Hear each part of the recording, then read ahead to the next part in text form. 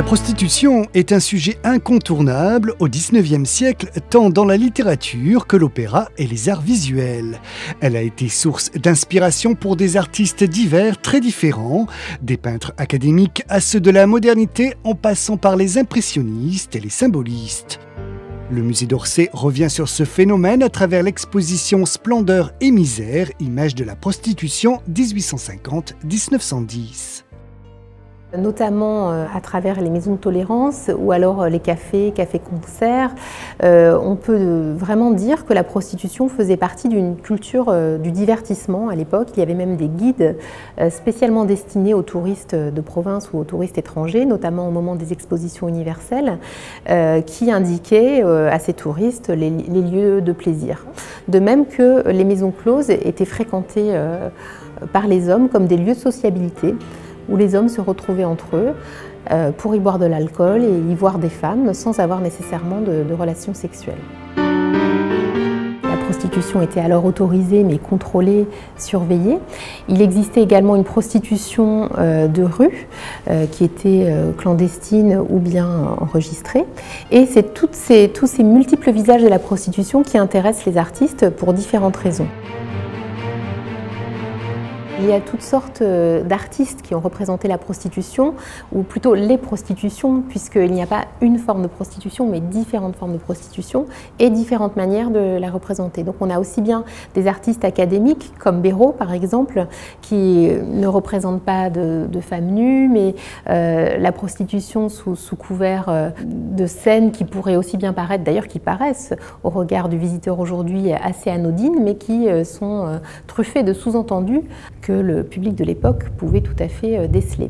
Et donc ça, c'est une production vraiment destinée plutôt à un public bourgeois et à des acheteurs bourgeois. À côté de cela, on a des œuvres dues à des artistes tels que Manet ou Degas qui sont délibérément transgressives et qui vraiment, là pour le coup, rompent avec l'esthétique alors en vigueur et cherchent à choquer le bourgeois. Et d'ailleurs, ces œuvres ne sont pas exposées dans les circuits officiels, mais soit dans des galeries privées, soit dans des expositions indépendantes telles que les expositions des impressionnistes. À l'époque, la prostitution de rue s'organisait notamment autour des cafés, des établissements que les femmes correctes ne fréquentaient pas seules et encore moins une cigarette à la main. À l'heure de l'absinthe, en toute fin d'après-midi, elles attendaient l'arrivée des clients, comme le suggèrent des œuvres de Manet, Degas et Van Gogh.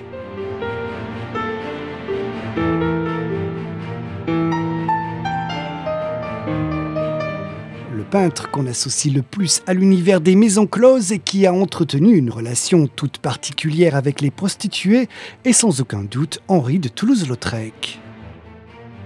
Le cas de Toulouse-Lautrec est assez singulier puisqu'il entretient vraiment un rapport particulier avec l'univers de la maison close.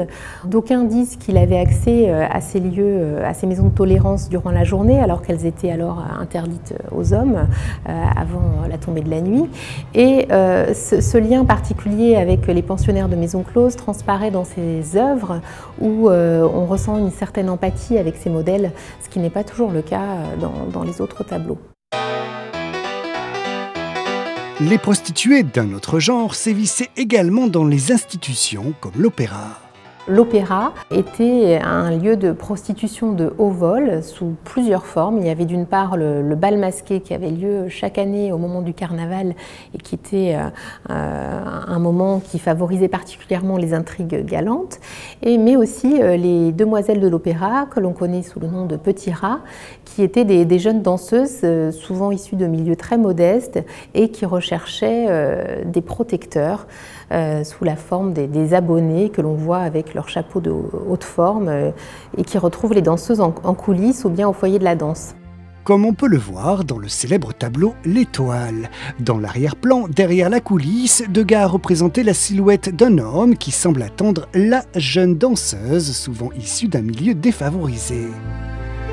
Mais certaines prostituées, comme la Paiva, réussirent à tirer le gros lot, leur permettant de monter les échelons de l'aristocratie pour se constituer un beau patrimoine et une respectabilité nouvelle.